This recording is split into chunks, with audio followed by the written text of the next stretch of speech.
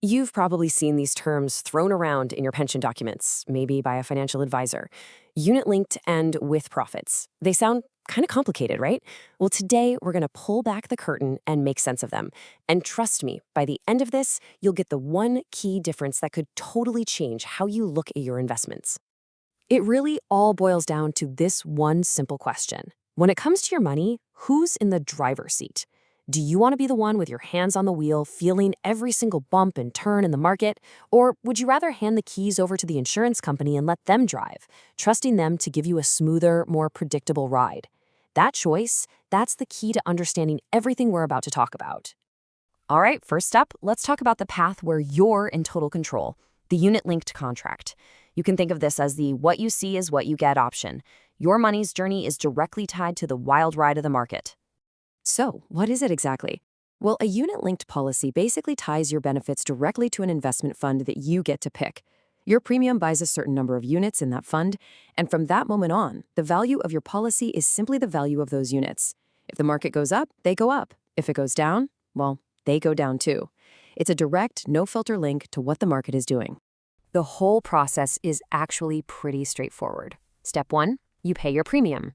Step 2, the insurance company takes a chunk of that, and this is important, it might not be 100%, and uses it to buy those units in the fund you chose.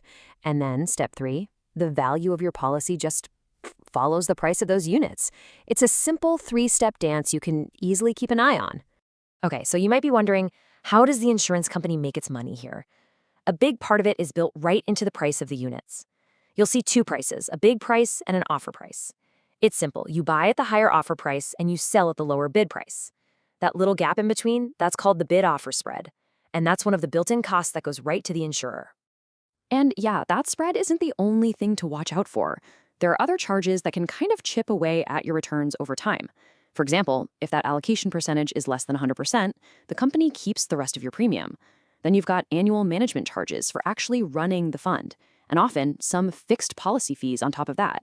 These all come directly out of your investment, so you absolutely need to know what they are. Okay, let's switch gears. If unit-linked is that direct, sometimes really bumpy market ride, then with profits is the complete opposite. This is the smoothed, more predictable journey, where the whole idea is that the insurer takes the bumps for you. So with an accumulating with profits contract, your fund also grows, but it's not by directly tracking the market. Instead, the insurance company declares bonuses each year. And here is the magic word. These bonuses are discretionary. It's their call. The company holds back some profit in the good years so they can cushion the bad years. The goal is steady growth, but you don't get a direct say in what that bonus is going to be. This quote from the source material just nails the whole concept. The insurer smooths out the market's ups and downs. So what does that mean for you? Well, your bonus rate won't shoot for the moon when the market is booming. But, and this is the big one, it also won't crash and burn in a bad year. In fact, that regular bonus can't be negative, even if the market's taking a nosedive.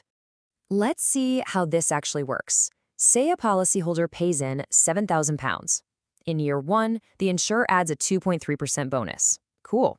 The next year, another $7,000 goes in, and now the entire pot gets a 2.6% bonus.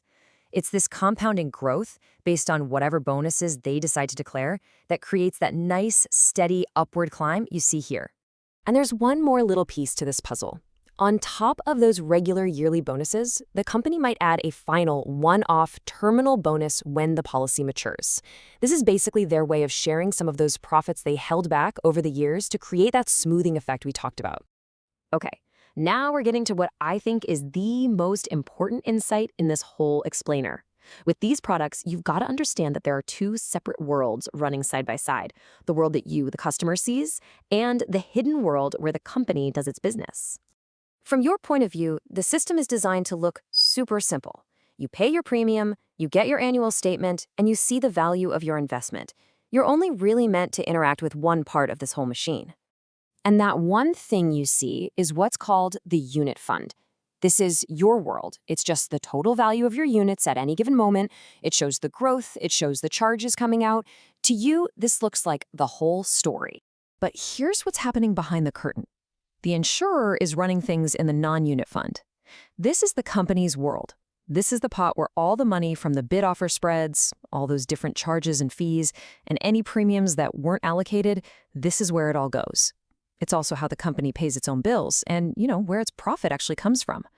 You don't see any of this, but it's what makes the whole business tick. So, how does all this theory actually play out in the real world? Let's take a look at a really common feature, guarantees. Adding a safety net always sounds like a fantastic idea, but as we're about to see, it definitely comes with a hidden cost. So let's picture two identical policies. Same premium, same term, same everything.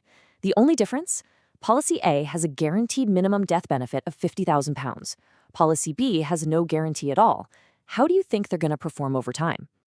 So here's the crucial trade-off. In the early years, if a claim happens, Policy A is way better. It pays out that full £50,000 guarantee instead of just the small amount in the fund. But, and it's a big but, to pay for that safety net, the insurer takes extra charges out of Policy A's fund.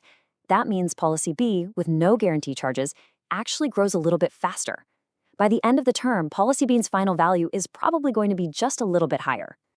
Wow, okay, we have covered a lot, but it all comes down to these two very different ways of thinking, each with its own risks and its own rewards. The choice really, truly depends on what kind of person you are. This table really puts it all in black and white, doesn't it? With unit-linked, you're taking on high market risk, but you get high transparency in return. You know exactly what you own and what you're paying. The insurer is just an administrator. With profits, on the other hand, gives you lower risk because the insurer smooths everything out, but the trade-off is low transparency. Those bonuses are their call, making the insurer an active manager of your money. And that brings us right back to where we started. Now that you know how it all works under the hood, which path sounds more like you?